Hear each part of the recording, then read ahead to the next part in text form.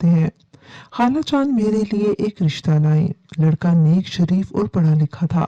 ज्यादा अमीर लोग नहीं थे, लेकिन खाते पीते जरूर थे। यूं मेरी भी डोली बाबुल के घर से रुखसत हो गई। जकिया आपी की हठधर्मी से माँ बाप के दिल चूंकि काफी रंजीदा थे, लिहाजा मैंने एक लफ्ज भी मुंह से ना निकाला। बस अल्लाह पर मामला छोड़ा और वालिदैन पर भरोसा किया, और खुदा ने अपनी रहमत कर दी। वे अपने घर में खुश और मुतमईन थी। वालिदैन ने भी अल्लाह का शुक्र अदा किया कि 4 बेटियों में से 3 खुश व खुर्रम और खुशहाल थी, और माँ बाप की दुआओं से इनको ससुराल भी अच्छे मिले थे। वालिद साहब अब बीमार रहने लगे थे। वो रिटायर्ड हो गए तो पेंशन पे गुजारा करना पड़ा। माली हालात भी खराब रहने लगे। अम्मी जान आपी को समझाती कि अब तुम रह गई हो, आखिर कब तक यूं ही बैठी रहोगी, कब तक हमारी आजमाइश चलेगी। इस पर आपी ने जवाब दिया कि मैं शादी नहीं करूंगी, बल्कि नौकरी करके आप लोगों के बुढ़ापे का सहारा बनूंगी। अच्छी मुलाजमतें यूं ही नहीं मिल जाती। सखिया आपी की ख्वाहिश की खातिर अब्बू ने काफी कोशिश की, और इनको एक दोस्त के तवस्सुत से आपी को बैंक में जॉब मिल गई।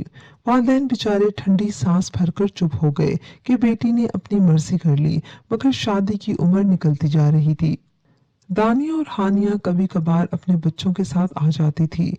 मेरा ससुराल दूर था, मैं जल्दी ना आ पाती थी। ताहम खुदा ने मुझे बेटी दे दी और मैं इसमें मगन हो गई।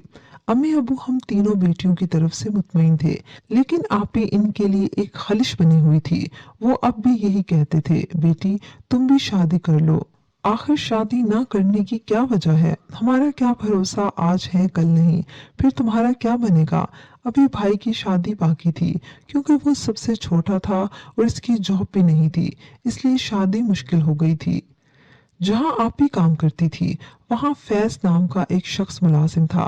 जाने क्यों कर दोनों में राबता बढ़ा और दोस्ती हो गई।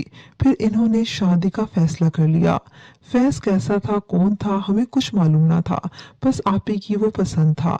मगर जो कबाहत थी वो ये थी कि वो शादीशुदा था। मगर आप ही की आंखों पर तो पट्टी बंधी हुई थी, और ये हकीकत जानने के बावजूद कि इन्होंने फैज की शरीके हाथ बनने का फैसला कर लिया। अम्मी अब्बू ने काफी समझाया, मगर ये लड़की कब किसी की मानने वाली थी। वो अपनी जिद पर अड़ गई कि शादी करनी है तो फैज से, वरना उम्र भर में कंवारी रहूंगी। अम्मी अब्बू जानते थे कि ये कितनी जिद्दी है, जो सोचती है वो करके रहती है। भला इसे अब जो भी हो, ये दुल्हन तो बने, शादीशुदा तो कहलाए। आप ही की जिद पर अम्मी अब्बू ने शादी की इजाजत दे दी, लेकिन शादी निहायत सादगी से हुई। कुछ अरसे तक तो इस मामले को फैज ने इंतहाई खुफिया रखा, और दोनों बहुत खुश रहे। मगर कब तक शादी छुप सकती थी? पहली बीवी को इल्म हो गया, और इसके बाद तो बस जैसे कयामत आ गई। फैज की पहली बीवी एक पुलिस ऑफिसर की बेटी थी।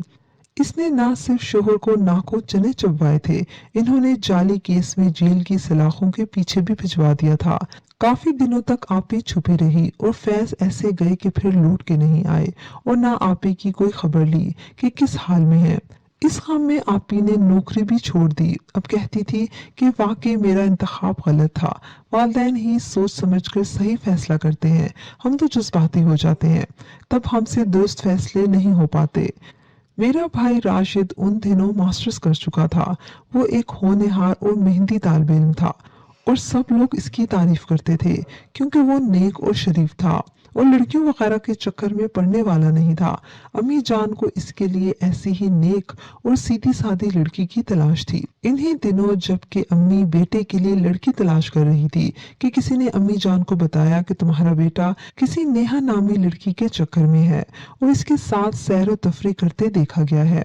ये सुनकर अम्मी जान दंग रह गई कि जिसको वो सीधा बेटा समझती थी, वो भी किसी रंग में रंग गया था। मिलने मिलाने का सिलसिला रोज का था, क्योंकि नेहा भाई के ऑफिस में काम करती थी। अभी अम्मी इसी तफ्तीश में थी कि देखूं ये लड़की कौन है, किसकी बेटी है और किस खानदान से है, कि अचानक नेहा ने ऑफिस आना बंद कर दिया। मेरा भाई बहुत परेशान हुआ कि वो कहाँ चली गई। तब ही मालूम हुआ कि वो छुट्टी पर है।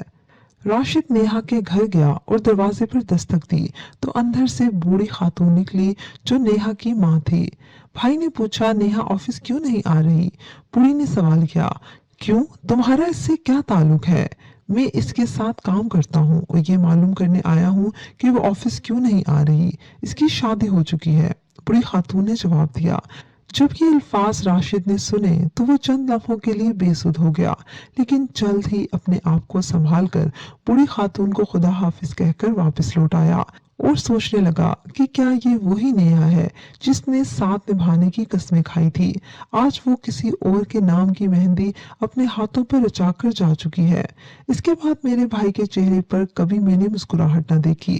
अम्मी बेटे का मुरझाया हुआ चेहरा देखती तो खुद भी मुरझा जाती, मगर दिल के फूल तो किस्मत से खिल पाते हैं।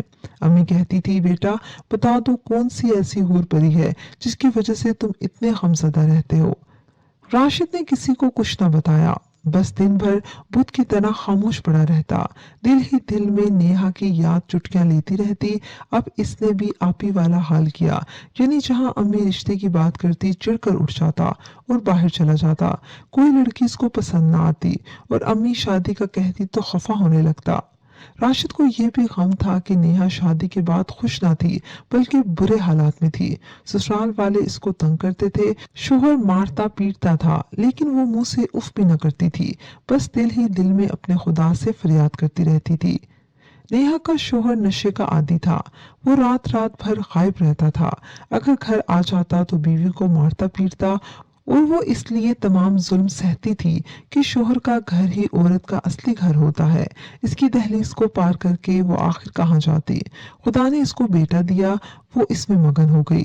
हर वक्त बेटे की देखभाल में लगी रहती, यहाँ तक कि वो 2 साल का हो गया।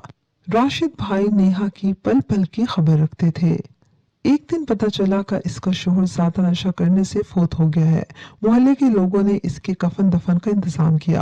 अब इसकी जिंदगी और भी दुश्वार हो गई थी। वालदैन गरीब थे और नौकरी जाती रही और नन्हे बच्चे की जिम्मेदारी अलग थी। एक दिन राशिद दफ्तर से लौट रहे थे कि इनकी नजर एक औरत पर पड़ी जिसके हमरा एक बच्चा भी था। राशिद भाई ठटक गए, क्योंकि ये नेहा थी जिसकी मोहब्बत में वो दीवाने हो गए थे। मेरे भाई ने गाड़ी को ब्रेक लगाया और बाहर निकलकर नेहा को पुकारा। नेहा को भी यकीन न आ रहा था कि ये राशिद है जो इसे पुकार रहा है।